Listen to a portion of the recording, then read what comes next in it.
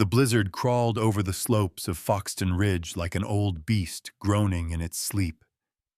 By the end of 1887, the whole Colorado Valley felt locked inside a white cage so thick the road outside the cabin vanished within hours. Inside, the cold still slipped through every seam, touching the nape of the neck, brushing the wrists, leaving a sharp sting as if reminding anyone here that this land had never been gentle, especially not to a man who had lost half his life. August Wilder stood by the frost-coated window, as though standing beside his own life, blurred, white, with no clear horizon. For 3 years, he had lived quietly on this wide, unforgiving land, with his 6-year-old daughter, Abeni, the child with soft eyes holding more empty spaces than any child should carry. His grief was something people sensed without needing a single word, in the way he held a metal cup with restrained silence, in the way he rarely met a gaze for more than a breath, as if looking any longer might bring his late wife rushing back in a wave that would knock him off balance. "Papa!" Abeni's voice was small as breath, yet enough to pull him out of the white world outside. August turned. She stood beside the wooden table, her chubby little hands lining up pine cones, trying to soothe herself with the simple game. In her dark hair was a faded red ribbon, the only thing left from her mother. "Will she come?" Abeni asked, her eyes half hope, half fear. August drew a slow breath. He had once sworn he would never agree to a mail-order bride, but the sight of his daughter sobbing into an old blanket through long winter nights had forced him to write a letter he never wanted to send. Not out of hope, but out of duty. The child needed a woman in the house. He needed help to keep the ranch standing when the storms showed no mercy. "The stagecoach should have arrived by noon," he said, voice low, cautious. "If she comes, we'll know." Abeni looked down, rolling the largest pine cone between her fingers. "I just hope she likes Christmas," she whispered. August didn't answer. He only hoped she was strong enough to survive this winter. Outside, the wind howled harder. Then, 3 sharp knocks. The sound cut through the cold like a needle through ice. Abeni sprang upright, eyes wide. "Papa! It's her! She's here!" August walked to the door with steps heavy as stone. His hand paused on the latch, because he was afraid. Afraid of seeing someone he wasn't ready for. Afraid of poverty, need, expectation. Things he wasn't sure he had the strength to face. He inhaled, turned the latch. The door swung open, and a burst of wind struck him full on. In the white storm stood a lone figure, Amira Dane, a young black woman, her face wind-burned red, her eyes deep but unbroken. Her skirt was torn at the hem, her shoes worn to the point her toes peeked from beneath a wrapped cloth. One hand clutched an old canvas bag, the other trembled in the tongue, cold. But what made August stop wasn't her poverty. It was her eyes, carrying caution, pride, and a quiet gentleness. "Mr. Wilder?" she said, her voice small but steady. "I'm Amira Dane, the one sent to you." Snow clung to her hair, glinting like frozen salt. For a heartbeat, August couldn't speak. Abeni shattered the silence. She ran forward like a fledgling bird, finding a safe branch. "She's so cold, Papa!" Then she took Amira's hand, small fingers curling around chilled skin, a gesture like a thin string tying 2 distant hearts together. The touch made Amira shiver again, though not from the cold. She looked down at the tiny hand, then up at August. Snow melted on her hair in small, glistening drops. August frowned, surprised, unsettled, and battling something soft rising in his chest that he didn't want to name. She was beautiful, but not in any bright way. Her beauty was quiet, enduring, like a small flame in a dying hearth that refused to go out. "Come in," he finally said, voice rough. "It's warmer inside." Amira nodded and stepped over the threshold. As she entered, the cold behind her seemed to stay outside, and the warm air in the room shifted, like a bird trembling back into life. Outside, the blizzard roared on, but in the small cabin on Foxton Ridge, something had begun to thaw. The first morning after Amira stepped into the Wilder cabin, the sky still carried a dull gray like cold ash.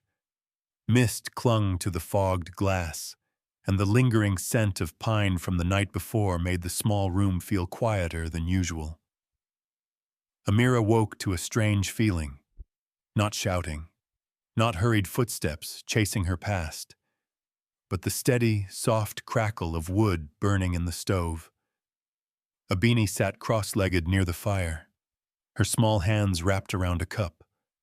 She smiled when Amira walked in, her young eyes brightening as if she had found something lovely. "Did you sleep well, Miss Amira?" she asked, tilting her head.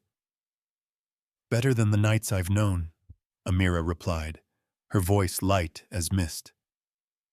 August had risen before the sun. His footsteps came from the corner of the kitchen, stirring a blend of warmth and uncertainty inside her. He was adding more wood to the fire. His broad shoulders bent as he arranged each piece, the flames outlining the worn lines of his face. Amira stepped closer to help, then hesitated.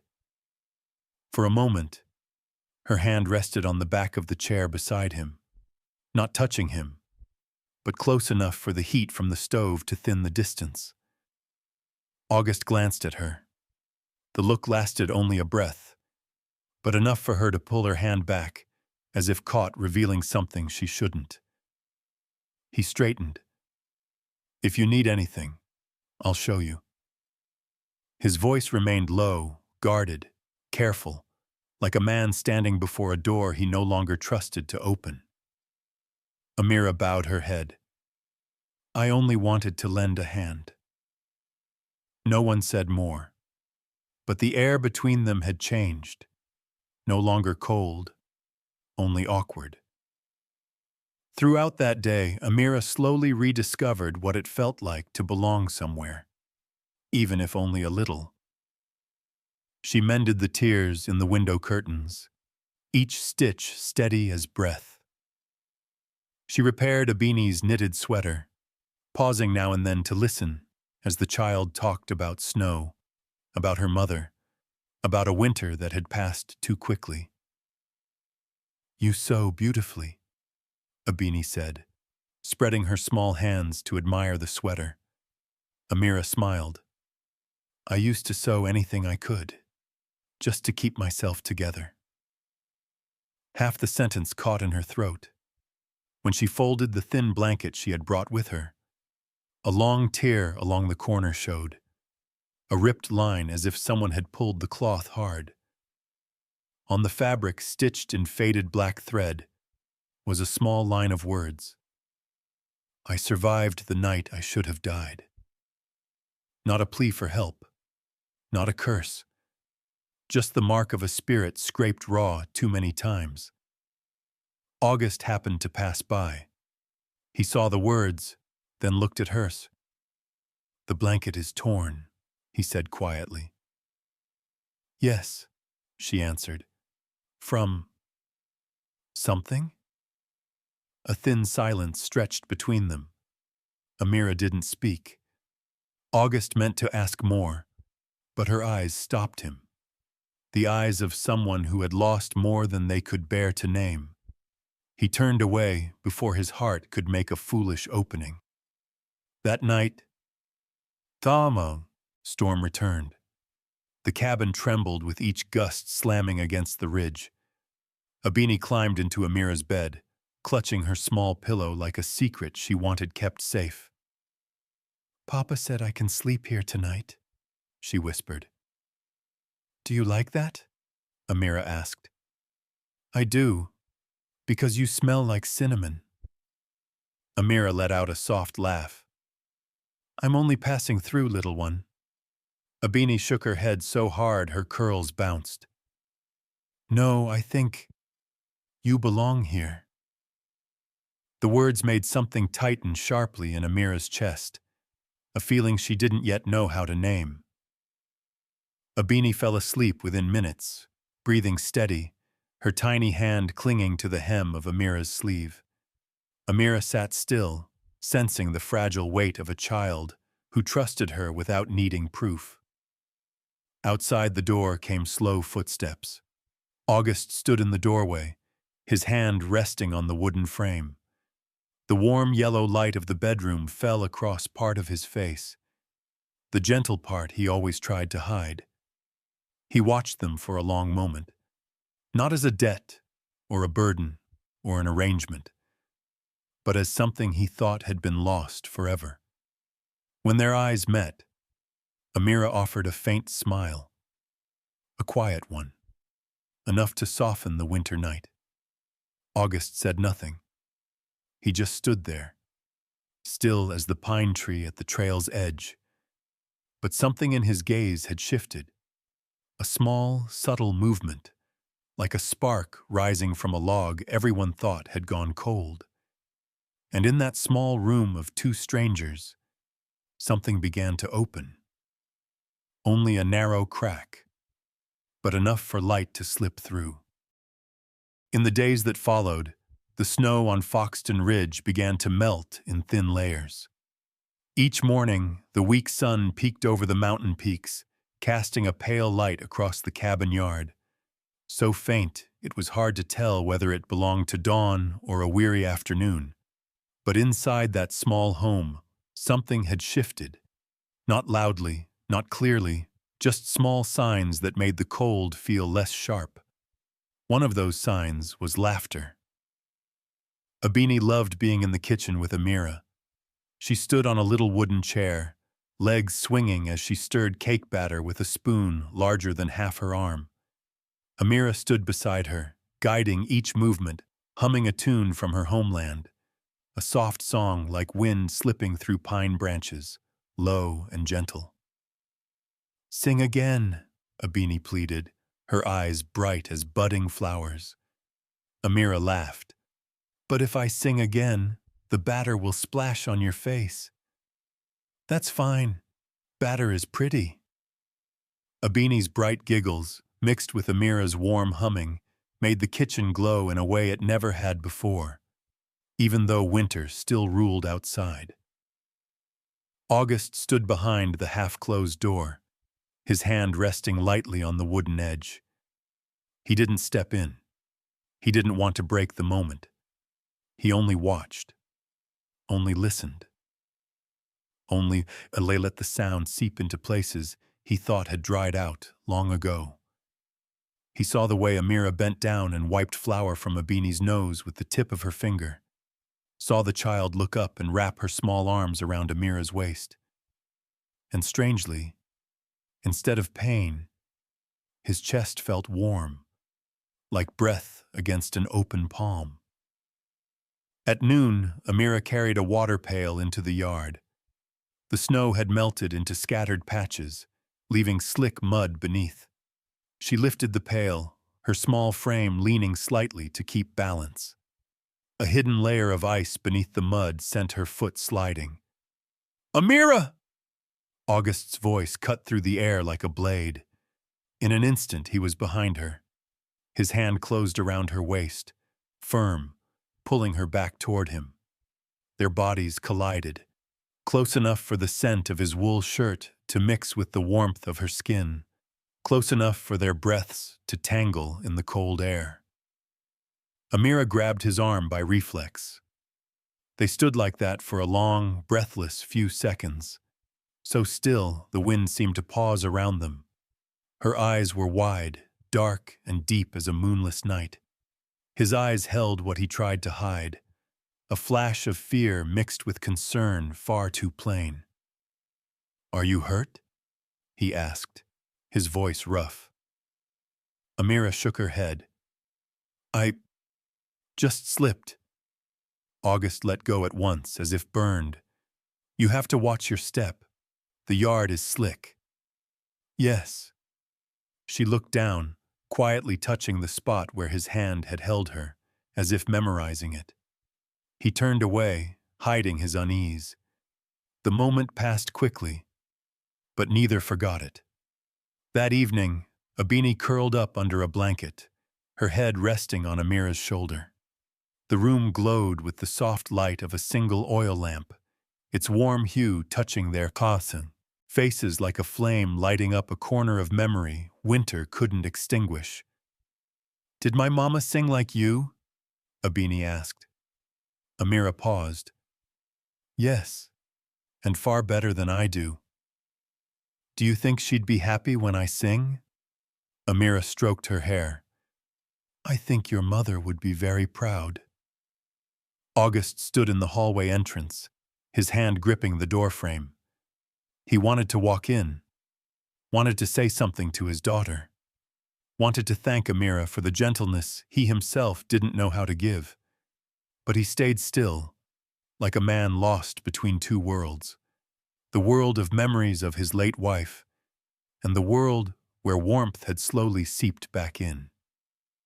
Every word Amira spoke to Abeni touched him, not in the old, painful way, but like someone brushing away frost from a frozen heart, little by little. "Miss Amira," Abeni whispered before sleep took her, "I wish I'd met you sooner." Amira hugged the child closer, and August turned his head away to hide the softness in his eyes. When the house had fallen quiet, Amira went to the kitchen. The dim lamp cast her small shoulders in the glow of her worn dress. She pulled one of August's cold weather coats from the hook, the one he always wore to the barn, its sleeve seams frayed from use. She stitched each tier slowly, carefully. No one asked her to. No one knew. No one watched. She placed the repaired coat neatly on the wooden table. So quiet, so grateful, so still. Then she returned to her room, closing the door without a sound. August walked in a few minutes later. He saw the coat, saw the steady, delicate stitches, and stood there long enough for a drop of oil from the lamp to slide down the wick. No one said a word. No one needed to. But he knew under her small, steady hands, something in this house had truly changed. Some mornings the wind on Foxton Ridge carried a thin sound, like the sigh of someone who had endured too much for too long. Those were the mornings when, inside the small cabin, August Wilder realized something strange. He no longer startled at Amira's footsteps.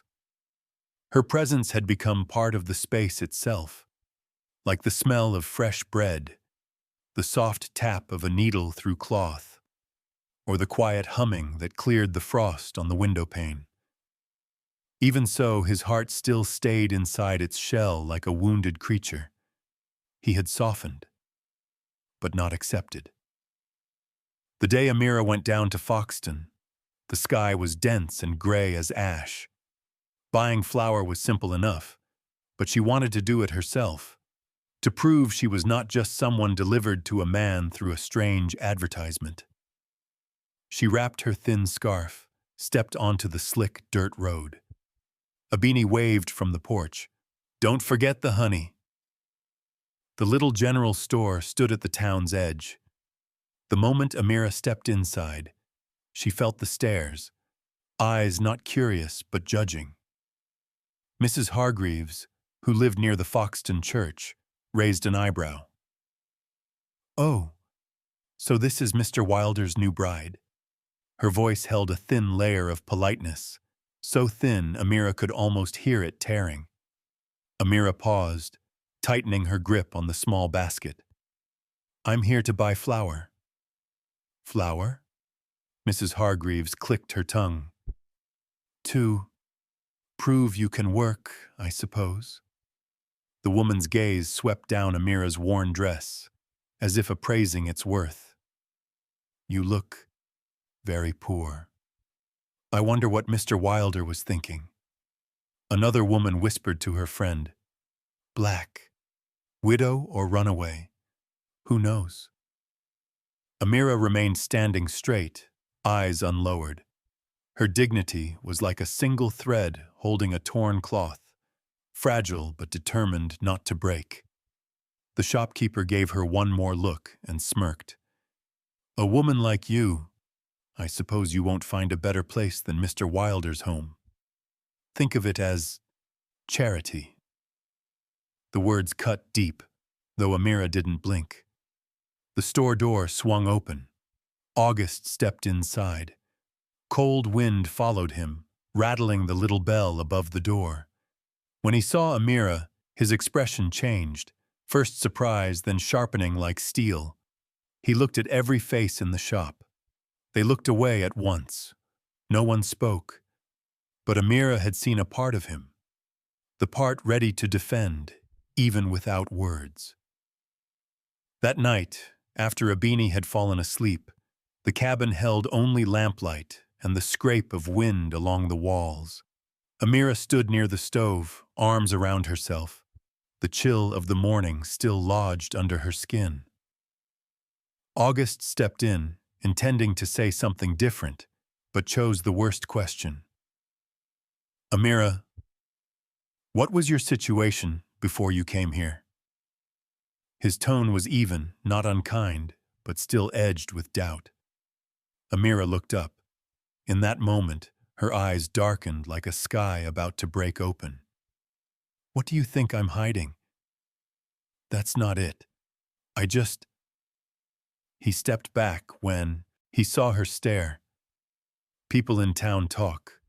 I just want to know. Know for what? Her voice was quiet but taut as a pulled string. To see if I'm worthy enough? August froze. Amira clasped her hands together, holding herself in place. I lost everything but my name, Mr. Wilder.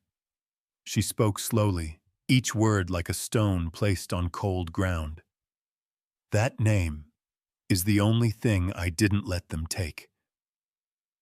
The room fell too silent. August hadn't meant to hurt her. But the wound didn't come from the question. It came from the long road she had walked, and the way he had brushed against an old scar. He wanted to apologize. Truly. But pride, caution, and fear of stepping closer kept the words locked in his throat. And that silence made everything worse. Amira looked down first, then turned away and walked to her room without another glance. The door closed softly, but its sound was heavier than any wind on the mountain. In the dark, Amira bit her lip to keep from crying out. This was the first time since arriving in Colorado that she let tears fall. Not because of townspeople's words, but because the man she had begun to trust asked the one question that hurt most. She didn't cry long, just enough for the sorrow to touch the ground before she swallowed it down. Even after wiping her face, the salt remained on her skin. Outside her door, August stood alone in the dim hallway, hands clenched tight as if he could tear his own mistake apart. Regret. But silence. Like every man who doesn't yet know what to do with a breaking heart. The next day, snow fell more sparsely, but the cold seemed to sink deeper into the ground. All of Foxton Ridge looked washed in a dull gray, as if the sky was holding a sorrow it could not voice. The Wilder cabin was quiet. Abeni spoke less than usual, and Amira kept herself busy in careful, deliberate ways, as though afraid anything she did might brush against the house's fragile balance. August noticed, but he didn't know how to speak.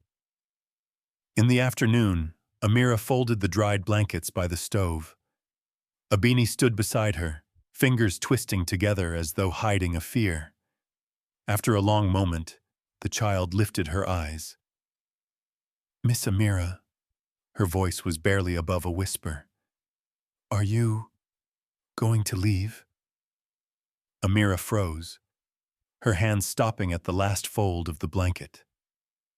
Abeni stepped closer, her eyes shimmering as if they might spill. "If you leave, I don't know what I'll do. I don't want to lose anyone else. I don't want—" Her voice broke before she could say the word, "Mama." Amira's whole body softened. She knelt so she was level with the child and wrapped her arms around her like she was holding her own heart. "Sweet girl," Amira murmured, her voice trembling. "I never meant to go. Not because of you.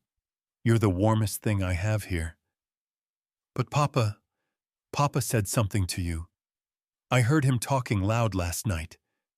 Abeni buried her face against Amira's shoulder. "I was scared." Amira held her tighter. "Listen," she said, voice catching.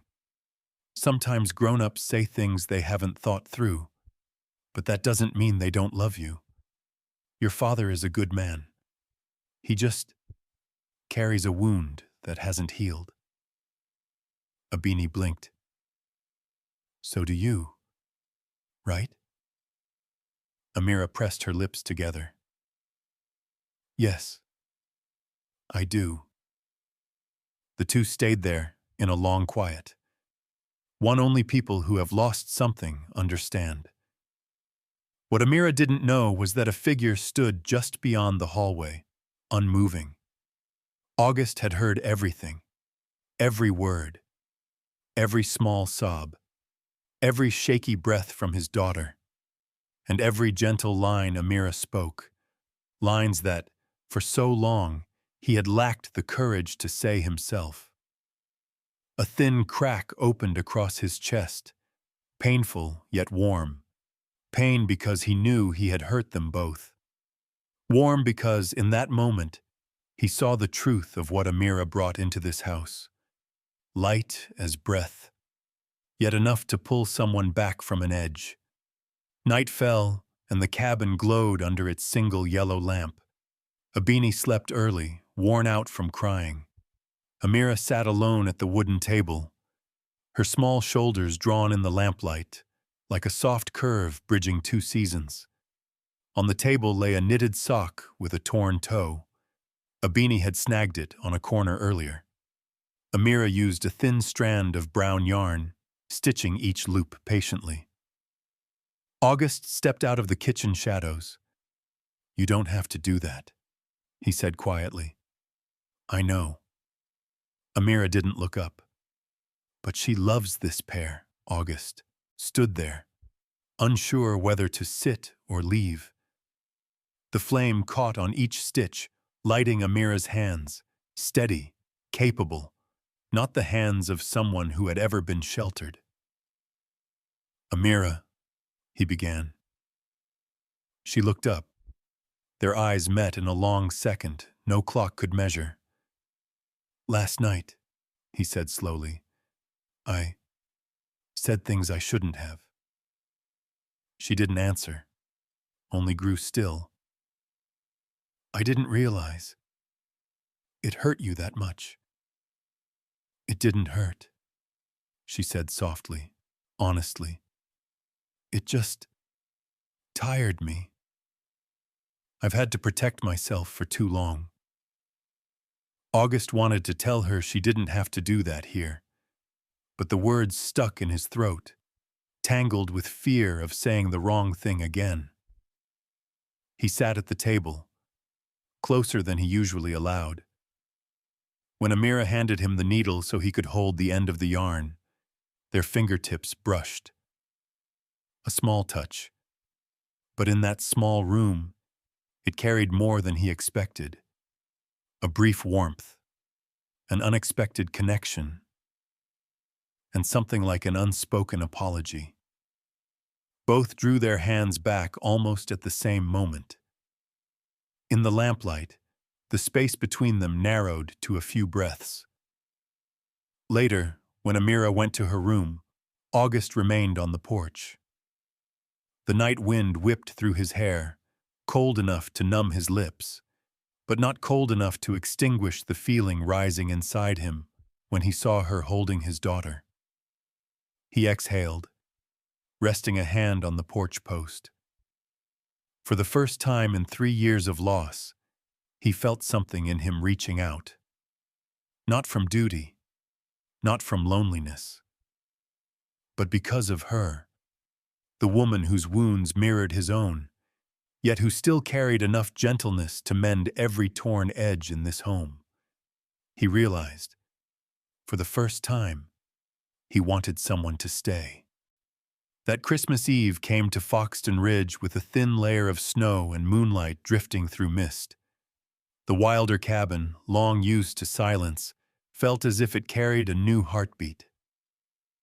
Amira woke early, her hands swift as she prepared the first humble holiday meal of her life. A pot of chicken soup, a few slices of toasted bread, some cinnamon-stewed apples that Abeni kept sneaking tastes of between giggles. The child's laughter spread like soft folds of candlelight, warming a house that had always smelled of loneliness. "Miss Amira, can I decorate?" Abeni ran around the table, holding a fresh pine garland. "Of course, just leave me a little room for the candles." Amira's eyes glowed with a tenderness not everyone could easily give.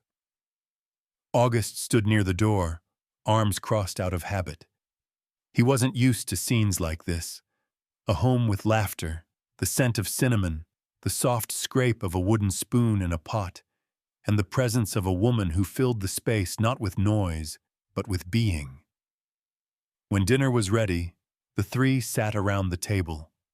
Candlelight flickered, the fire's glow brushed Amira's cheeks, tinting her skin a warm honey tone. Outside, the wind murmured against the window, creating a strange, gentle Christmas harmony on the mountainside. After the meal, Abeni placed 3 little cakes she had decorated before them, then proudly brought out 2 gifts wrapped in newspaper. "I made presents," she declared. Amira laughed, though the seriousness of the moment made her press it back down. August opened the first gift, a small pine twig tied with red thread. "For you to hang on the door," Abeni said, "so luck follows us inside." He pulled his daughter into a hug, one fuller than any words. Abeni ran to Amira next, placing the second gift into her hands. "For you, because you like cinnamon." It was a dried cinnamon stick, tied with a clumsy knot. Amira bent down and kissed the girl's forehead. "Thank you, sweet one." Then came her gift to August. She took a small bundle wrapped in cloth from her pocket and set it in front of him. "My first Christmas here," she said softly. "I knitted this for you. I hope it's useful." August opened it. A gray wool scarf, hand-knit. A few stitches uneven but beautiful in the honest way her heart was. He touched it, the yarn brushing his fingers like she had touched him through the gift. He hadn't believed he could still feel moved like that. "Thank you," he said, voice lower and rougher than usual. Then August's gift. He took a small wooden box from the cabinet and set it before her. "For you." She opened it. A handmade wooden bracelet, carved with simple but careful patterns, sanded smooth. Inside, small and discreet, was the letter A. Amira tightened her grip around the bracelet, her eyes shining in the candlelight. "It's beautiful," she whispered, something rising in her throat she couldn't swallow down. Abeni yawned, leaning against Amira. "I'm sleepy." Amira carried her to the bedroom.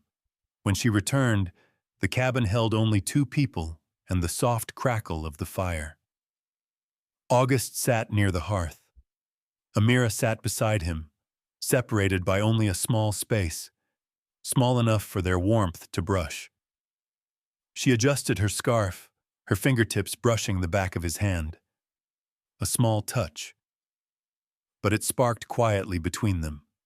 The firelight painted her skin in shades of amber. August saw it, and had to look away for a second, as if afraid his gaze would speak for him. After a moment, Amira exhaled. "I never had a real Christmas," she said softly. "At the old house, no one let me near the fire. No one let me decorate. I only watched." August turned to her. "Your family." He hesitated. "I don't want to call them that." She looked down at her hands. "They kept me, like a servant. Said I owed them. I escaped on a winter night." The wind rose outside, as if marking her words. August reached out, touching her arm lightly. A touch not meant to pull or claim, only to say he was here, and he heard her. She looked up. In her deep eyes were exhaustion, fear, and the faintest spark of hope beginning to rise. He drew her into his chest, slowly, carefully. Amira rested her forehead against him. A breath later, their breaths mingled, warm, trembling. His hand moved along her back through the fabric, slow, gentle, seeking the places that had once hurt, soothing them. His lips brushed her temple, like a question. Amira closed her eyes, her breath catching, then softening. No words. Only silence, warmth, and the scent of burning pine. Christmas night passed in a closeness not rushed, not loud, but a quiet intimacy soaking into every breath, like 2 souls finding shelter after years of being pushed by the wind. When the fire dwindled to embers, Amira slept in his arms. Her head rested on his chest, her breathing calm and steady. Outside, snow fell again, soft, gentle, as if careful not to wake anyone inside the cabin. August pulled the blanket up around her, holding her as though she were the only warmth left in a winter far too long. And for the first time, he wasn't afraid of tomorrow. Christmas morning on Foxton Ridge always carried a rare kind of calm. Snow layered over rooftops like white sugar, and early light slipped quietly through frost-blurred windows. But inside the Wilder cabin, the peace took on a different shape. Warm, awkward, shy. August woke first. Amira was still in his arms, breathing slow and warm. A part of him wanted to stay like that. A quiet moment, the light touching her soft hair, too fragile for him to disturb. But when she shifted slightly, he immediately pulled back, like a man who suddenly realized he was standing too close to something breakable. Amira opened her eyes. For a brief moment, their gazes met, uncertain, flustered, and holding something faint, like the echo of a night not yet faded. She sat up quickly, smoothing her hair without thinking. August rose too, saying nothing, staring at his hands as if they had crossed a line on their own. Neither knew where to begin. Abeni burst out of her room, curls bouncing under her nightshirt, her face still swollen from too much sleep. "Merry Christmas again," she chirped, then stopped. She looked at them, with a sharp, childlike awareness rare for her age. She tilted her head, smiled half a smile. "Miss Amira, did you sleep out here too?" Amira nearly dropped the cloth in her hands. August cleared his throat and shoved wood into the stove. "Well, It was very cold last night, Amira murmured, cheeks rising with color. Abeni didn't ask further, but in her eyes it was clear she saw something had changed, and it made her quietly happy. The kind of happiness children feel when the world suddenly feels safe again. The morning passed slowly. Amira prepared a simple meal. August shoveled snow in the yard, and Abeni ran between them like an invisible bridge. But the awkwardness lingered, eyes meeting and darting away, steps drawn close then pulled back, breaths wanting to speak, but not knowing where to start. Amira recognized that feeling. It was familiar enough to scare her, the fear that warmth might vanish, like everything she had ever held, the fear that she had foolishly let herself believe in something she didn't dare to name. August felt no steadier. His heart, frozen for 3 years, shook as if it had never known hurt. He wanted to talk about the night before, wanted to say he didn't regret a thing, but he didn't want to frighten her, didn't want another misstep.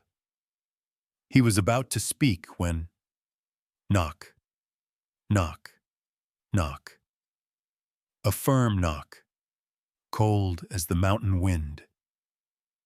August opened the door to find 3 men from Foxton Ridge, the winter debt collector, the salt delivery man, and the blacksmith who had come on the way. Convenience or not, their eyes fixed straight on Amira. "We heard you're married now, August," the blacksmith drawled. Another man smirked. "New wife looks different from what the Wilder name usually expects." A cold wave swept through the doorway. Amira stood still, fingers gripping her apron. She knew those eyes, the kind that weighed and measured a person like an object. August saw everything. His shoulders tensed. "If it's winter debt, say it plain," he said, voice so steady none of them could challenge it. The collector opened his ledger. "It's just, folks say you married a poor colored girl, so..." He didn't finish. August's hand reached out and took Amira's hand. A small gesture, but the first public one. "Watch your words," August said, voice slow and heavy as stone. "No one in this home is a stranger." The men looked down at their boots, then at the joined hands between him and Amira. They said nothing more. They backed away into the knife-cold air, leaving the cabin with a new breath inside it. When the door closed, Amira still hadn't let go. Her heart pounded, part fear, part something warmer, deeper. August looked at her. "You don't need to pay mind to what they said." "But you did." Her voice was quiet. He started to pull his hand back, and exactly then, Amira tightened her hold. For the first time in a lifetime of running, she held on to someone. August's breath caught. Their eyes met. No more awkwardness. No more retreat. Only one truth growing between them. This feeling was no longer something either of them could avoid. In the days after Christmas, the snowfall thinned, but the cold settling over Foxton Ridge grew sharper than in years past. Rumors, things that needed only a spark, were now carried by the wind like ash, spreading everywhere before those involved even understood what was happening. August Wilder's new wife. Some poor black girl from who knows where. One whispered. Another added. Someone else embellished. Amira knew. There was no way she couldn't. The withdrawn glances, the half-greetings, the sudden turns away when she walked by. But what frightened her most wasn't the rumor itself. It was the fear that August would hear them, and one day believe them. That morning, the 3 of them walked to town to buy more flour. Abeni ran ahead, tossing snow with her tiny woolen mittens. Amira walked slower, holding the worn scarf August gave her on Christmas. She was bending down to take Abeni's hand when a woman's voice rose behind them, loud enough for everyone to hear. "August, honestly, a man like you deserves better than that." Amira froze. The woman, Mrs. Hargrove, the storekeeper's wife, stepped closer, her gaze sweeping over Amira like she was a stain on untouched snow. A widow as beloved as Sarah once was, replaced by a girl of another color, poor, without roots.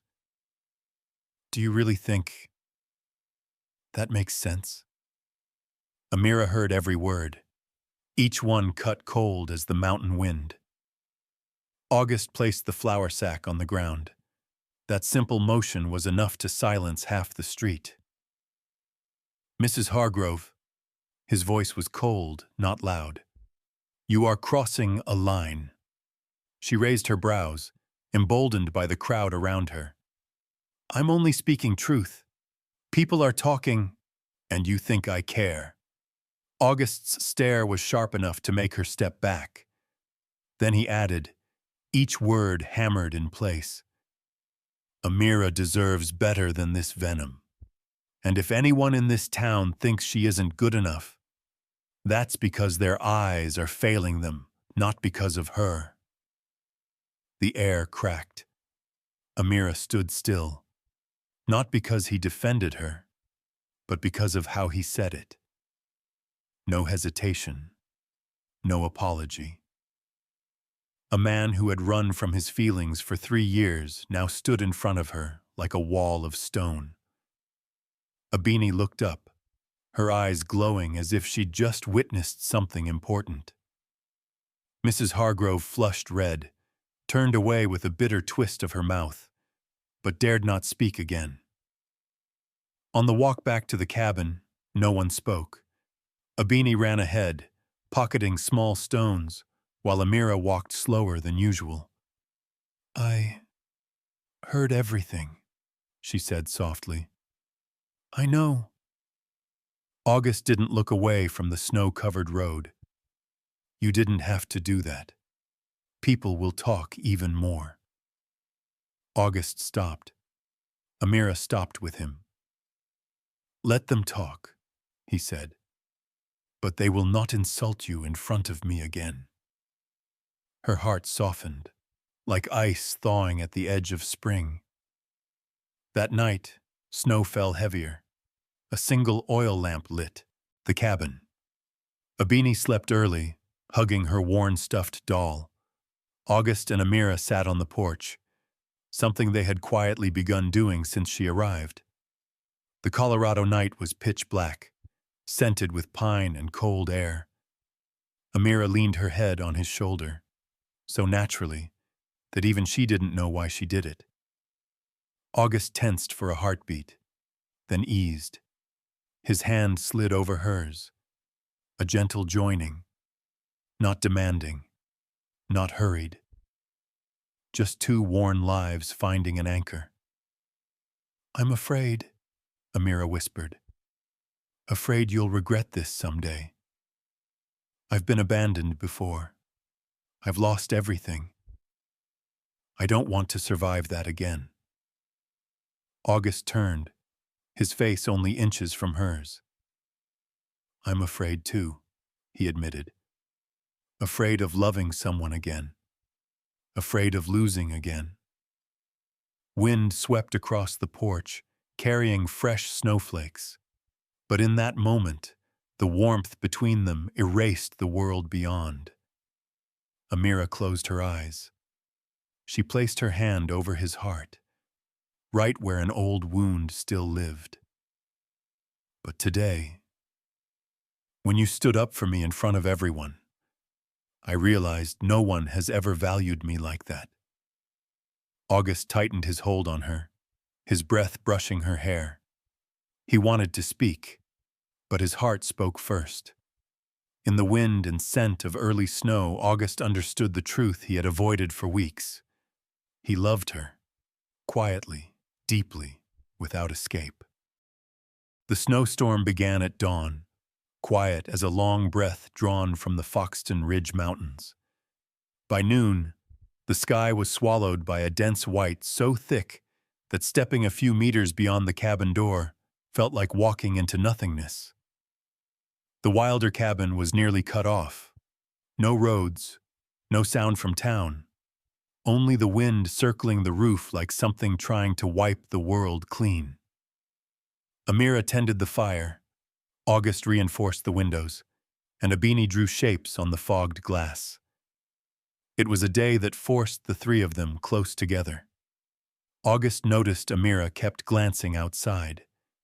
She was used to moving, used to defending herself, used to a life that could change overnight. She wasn't used to being still. "It'll be all right," he said quietly. "This storm won't last." Amira smiled, only with her lips, not her eyes.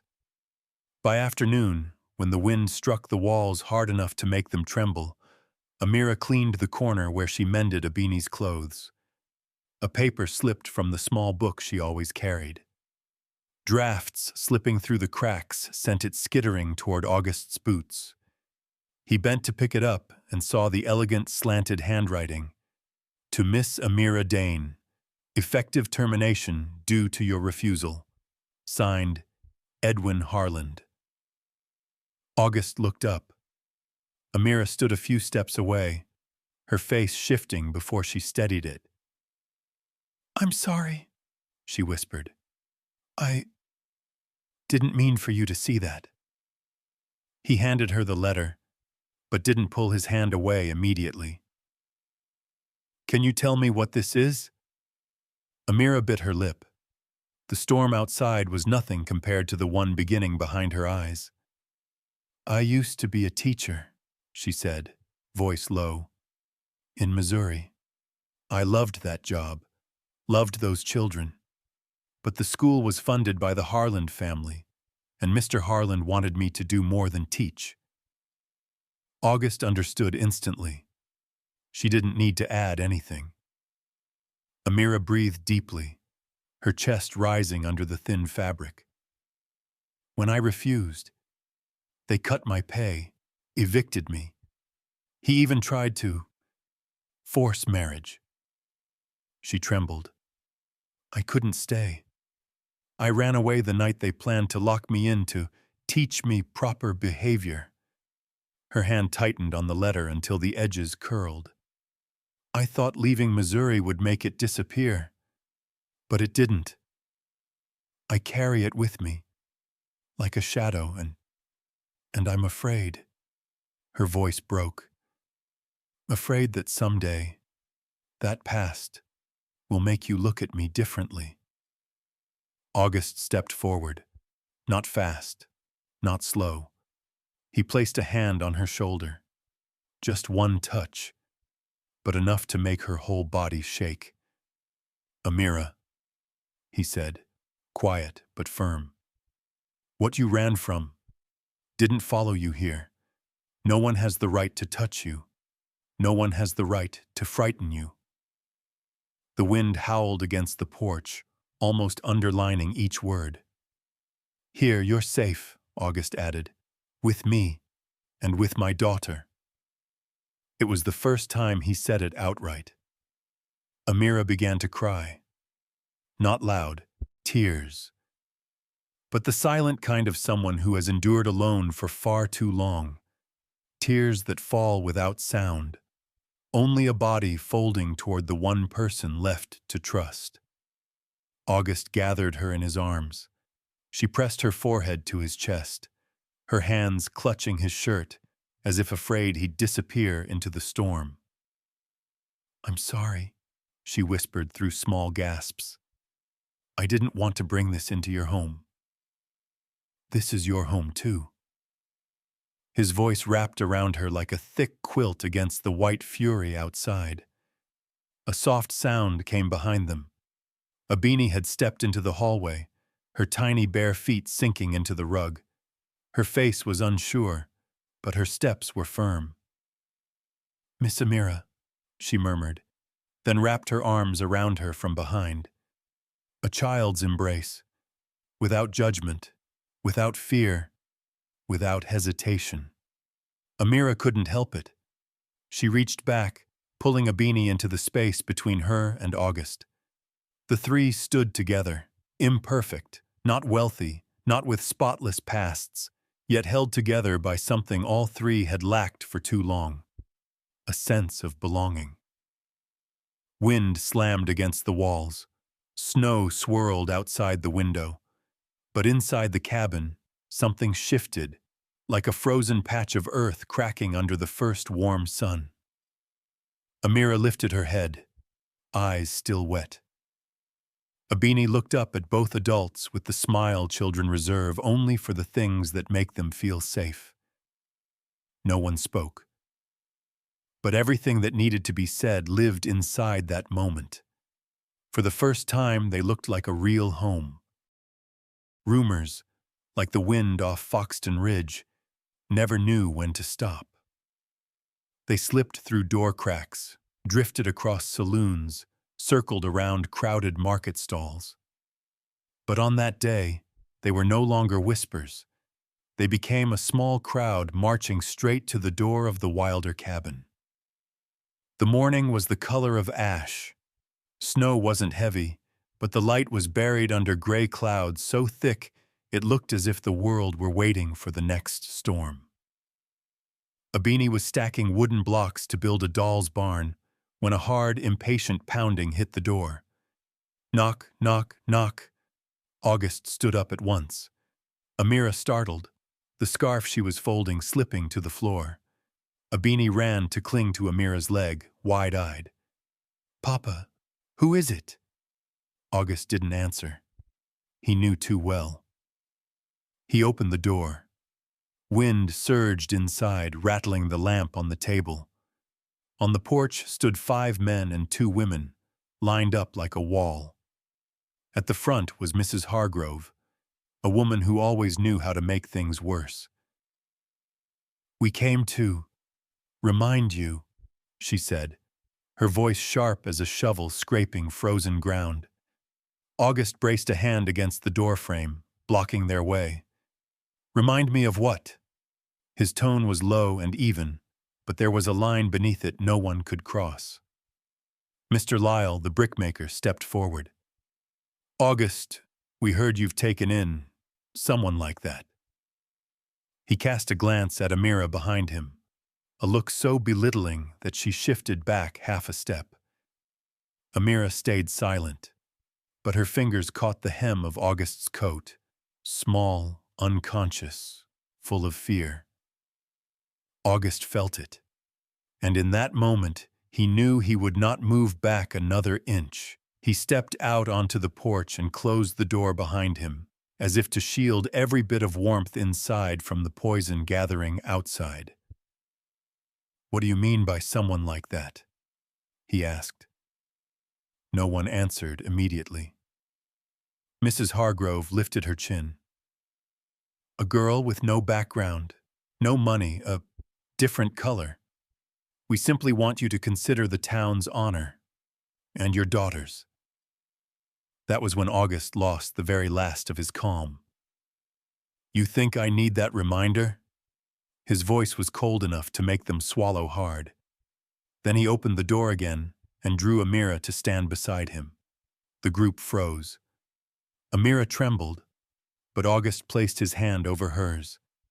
Public, steady, undeniable. "She," he said, every word deliberate, "is the woman I choose." No one dared breathe.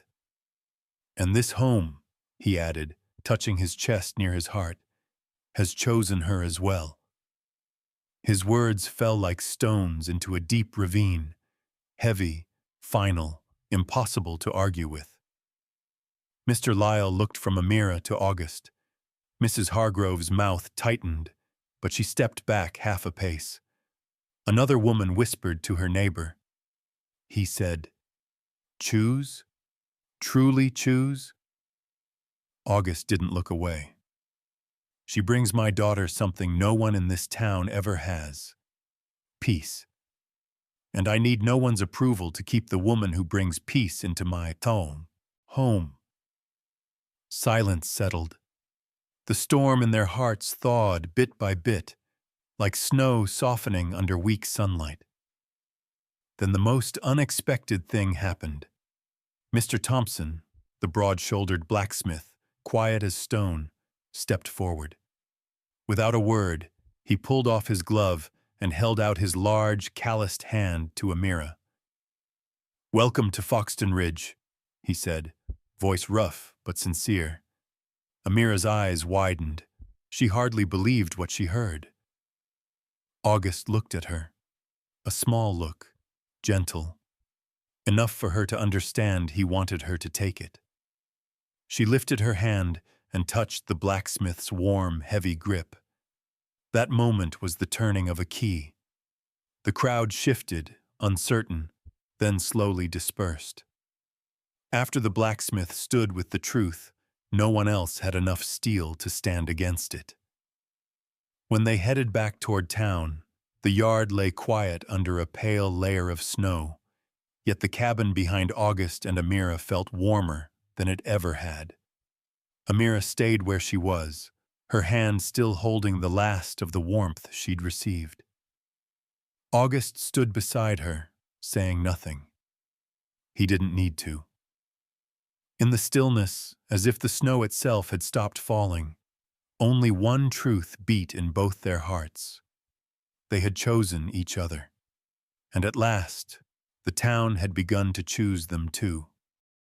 March returned to Foxton Ridge not with birdsong, but with the first drops slipping from the cabin roof, slow drips from snow that had stayed far too long.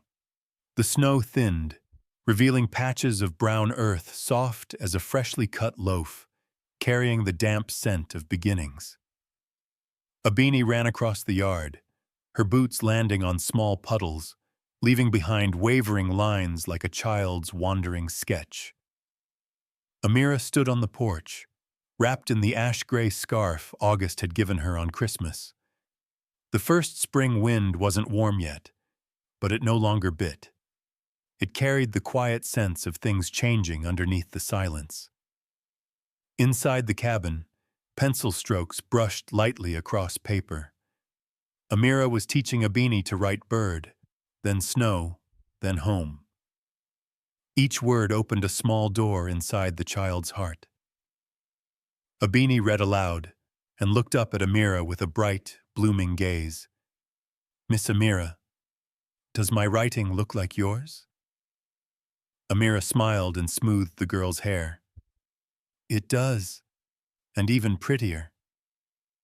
Abeni wrapped her arms around her neck, her laughter drifting into every seam of the kitchen, where the March sunlight slipped through the window and cast long stripes across the wooden floor. August stood in the doorway watching them. Two people who mattered most to him, fitting together as if no distance had ever existed. No words were needed. One look was enough to know the house had changed. No more hollow echoes of the past. No more winter-long loneliness pressed into the walls. Only a soft warmth settling into every corner. That afternoon, while Amira hung laundry outside, August stepped into the kitchen and opened the old wooden cupboard where he kept the things no one touched, the remnants of the Wilder family. He took out a small box, worn at the edges. He didn't open it right away. He set it on the table and stood there for a few seconds, like a man gathering enough courage to face his own heart. Amira walked in, her hands still smelling faintly of soap. "Were you looking for something?" August drew a slow breath. Not looking. Holding on. For years. He pushed the box toward her. "For you." Amira looked at him, then at the box. A flicker of hesitation. A tremor familiar to anyone who has feared opening things that hold the deepest memories. She lifted the lid. Inside was an old silver ring, plain, no stone, just a faint engraving on the inside. "For the one you choose." her mother-in-law's inscription. Amira brought a hand to her mouth, as if afraid her breath might break it. August. His name slipped out like a small, unsteady sob. He stepped forward, then another step, until the only space left between them was the warmth rising from both their chests. Amira, he said slowly, each word deliberate, as if carving it into the kitchen walls that had witnessed so much change. I want you to stay, not out of duty, not because my daughter needs you, but because I need you. His voice faltered a beat. You made this house alive again. You made Abeni laugh. You made me believe winter doesn't last forever. Tears rolled down Amira's cheeks, catching the afternoon light. August took the ring and her hand, the same hand that had trembled in winter winds, had carried wounds no one knew, had stitched this family back together piece by piece. Will you, he paused, steadying his voice, will you stay here, in this home, in my life and the girls, as the wife I choose? A single breath, long and trembling. Amira couldn't speak. She only nodded. August slid the ring onto her finger, and right then a small, joyful shout broke across the room. Miss Amira! Papa, you're staying forever? Abeni rushed in and wrapped her arms around both of them, small but strong enough to bind all three hearts together. Amira bent to hug her, then looked up at August. Her eyes held the kind of trust she had never given anyone. August lowered his head and whispered, In this Colorado place, you're the spring that comes after a long winter.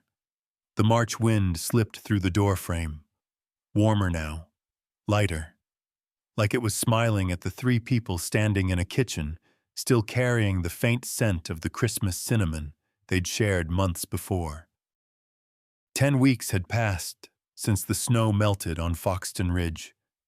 10 short weeks, yet enough to change the face of the mountain, and the hearts of the three people living in the wooden cabin on its slope. The spring wind softened, carrying the smell of damp soil and mild sunlight. On the old patches of snow still clinging in uneven streaks, something miraculous appeared. The first crocus blooms of the year. Purple and gold, small as a child's fingertip, thin as breath, stubborn as Amira's own life. Abeni was the first to find them. She ran into the house with wide eyes and a breathless smile. Miss Amira, Papa, the flowers bloomed. The crocus bloomed. Amira was hanging linens on the porch, her hands stilled mid-air. She stepped down and crouched beside Abeni. The little purple blossoms trembled in the wind, as if greeting the person who had restored life to a place once ruled only by snow and sorrow.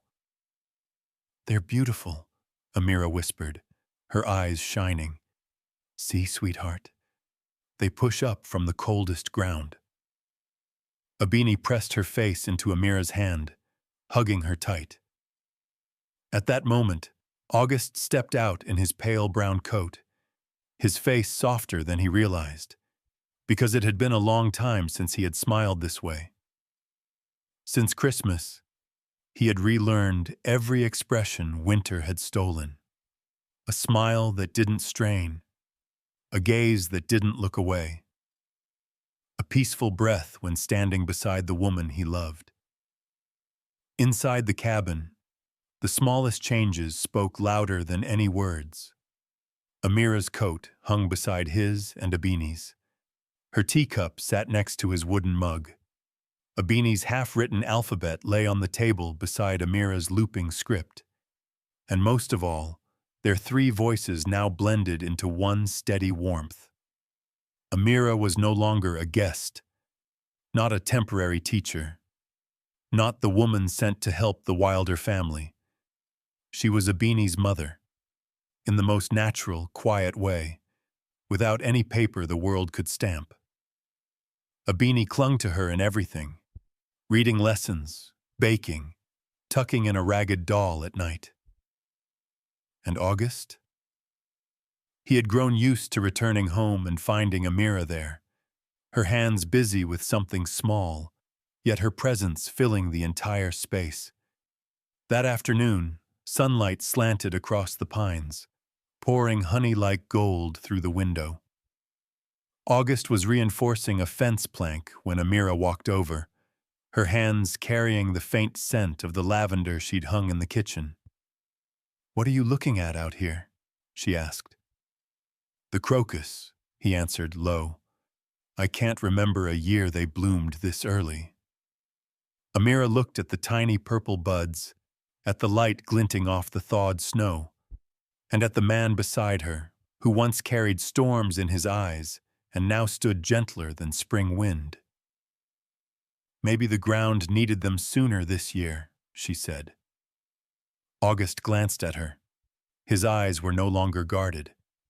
They held the peace of a man who'd found the right place to rest. "Not just the ground," he said quietly. Amira hesitated, then stepped closer. She placed her hand on his chest, right over the scarred place where winter had lived too long.